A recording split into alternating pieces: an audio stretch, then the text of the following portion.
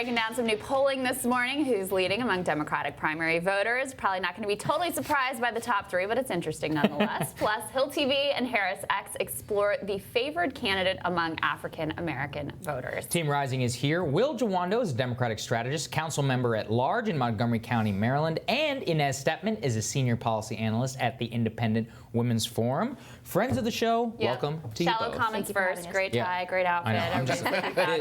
The outfit game on this panel is very top strong. notch. I'm very happy about it. Get that out of the way. Well, there you go.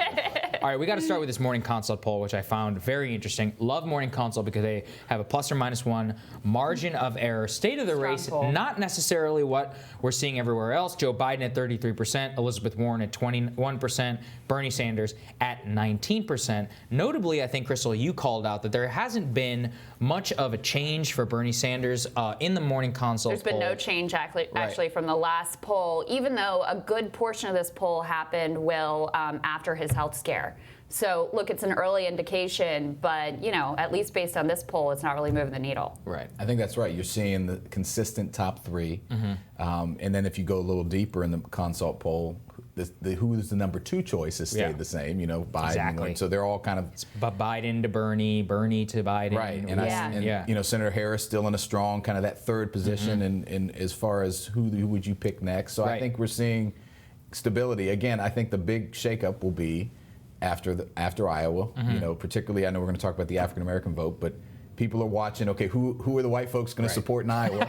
and then that's going to really move. And that when that's a quarter of the Democratic primary nationwide, and even more so in states like South Carolina.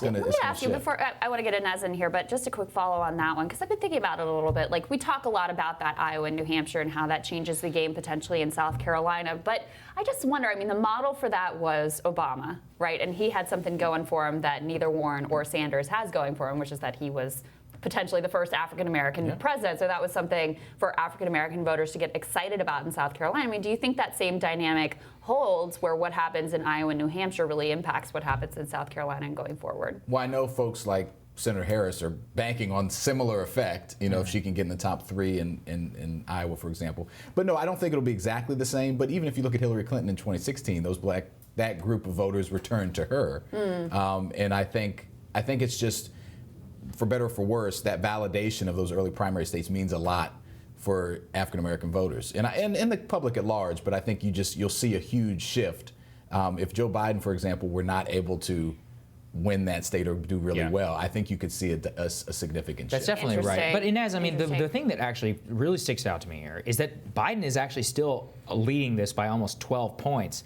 in this morning consult poll, and that is very different from what we see in the others. Is the whole like Warren mania, is that just, I mean, is there some truth to it, or is Biden really still just atop the field? Well, we'll see about that, but this is the first time I think Warren has really been treated as a potential frontrunner, and I think that might have an impact, right? She has gotten a lot of really pleasant coverage from the media, and that really is her base in a lot of ways, right? It's white, college-educated liberals, so she's had really, really nice treatment in the media, but that will have to change. She will have to have some of this tougher coverage if she becomes the presumptive frontrunner. You know, it's hard to say whether this poll or the other polls are right, and obviously we'll see when we start actually having people vote. But I do think that Biden's support is soft in the sense that if that presumptive status for him goes, I think he'll be much, much more vulnerable. Whereas I think Elizabeth Warren or even Bernie Sanders can bounce around in the polls a little bit in the game and still be considered a second and third. I think once Biden goes, I think that he will go fast if he does. Yeah, he really does. I mean, this has been the problem from the very beginning. We talked about it here, Will, is that he bases his entire candidacy on I'm the opposite of Trump. We're going to go back, and all he has going for him is his electability. It's not the policy. It's nothing else. I was Obama's VP, and I'm the one who can actually beat Trump. The moment that goes, it completely will fall out from under him. Well, that's what I was going to add. I think it's either the one or two-legged stool. You know? I think it's one. You know who honestly. I am. Yeah. And I was Obama's guy. Right. You know, think so about one of those stays about the good days. You know, and so it's a wobbly stool. Yeah. And we're going to have to see, you know, how it plays out. I agree with you. I've been saying it's soft, but it could go like it. You know, how often do we project something that's not going to happen, and then it goes exactly the way it could just go exactly as that polling suggests. We should also talk about, we got this new exclusive Hill-Harris-X poll about African American support by their Democratic nominee. The most fascinating thing is that Joe Biden does top the field there at 36%, Bernie Sanders at 12%, Elizabeth Warren at 8%. But if you look at the age breakdown, the difference is just incredible. We have a tie between Bernie Sanders and Joe Biden in the 18 to 34 demographic, and then Biden tops the field from basically everybody from age 35 to 65 plus. Will, what do you think explains that? A couple things. Yeah. If you look at historically, the African American vote tends to be more conservative in the Democratic primary, and if you're looking at the moderate Democratic candidates, Joe Biden squarely is in that bucket. Yeah. They also are looking for consistency over time.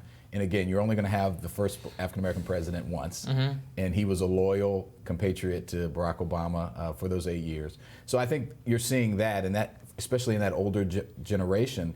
And again, who's going to turn out to vote? That's the thing that's always up in the air. Right. Do the young African American voters turn out and vote? I hope so. We need to have that happen, but.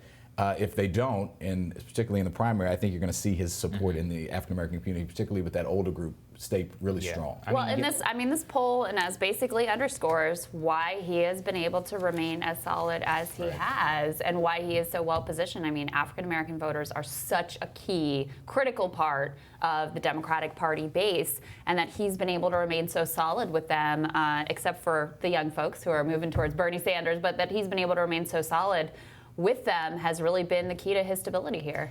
I think this reflects a gap opening up in the Democratic Party about the Obama legacy, right? You see a lot of younger Democrats who don't believe that the Obama legacy and his key platform positions like Obamacare, they want to move to the left of that.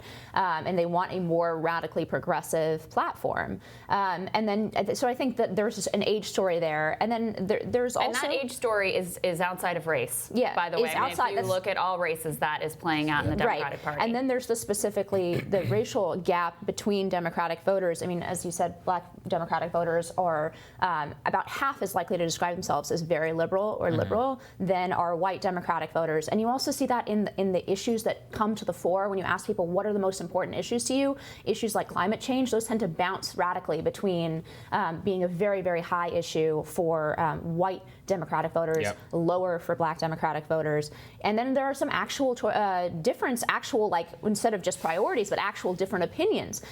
So on school choice, you see that huge gap between both black and Hispanic Democratic voters who support school choice overwhelmingly, and then white liberal Democratic voters who do not. So I think you're seeing a lot of those dynamics, but I think you're right to the initial thing with Joe Biden and age and the Obama platform. I think that cuts across racial lines. I just want to get Will in here real quick before we go. Yeah, the other thing with the African American vote and Joe Biden is, you forget he comes from a state that's almost, 40% African American. He's done this a long time. He's earned the loyalty of that group. And I mean, he won over Corn Pop. Yeah, and we call him Uncle Joe. We call him Uncle Joe. So I think that's going to hold strong. The question for me will be, can he hold strong through the first couple primaries? Yeah. And that's when if it's going to move, it would move there. If it doesn't move there, I think he's going to have then it. He's got it. I think you're absolutely right. So interesting. Stick with us. Stick with us. We're going to take a quick break. After this.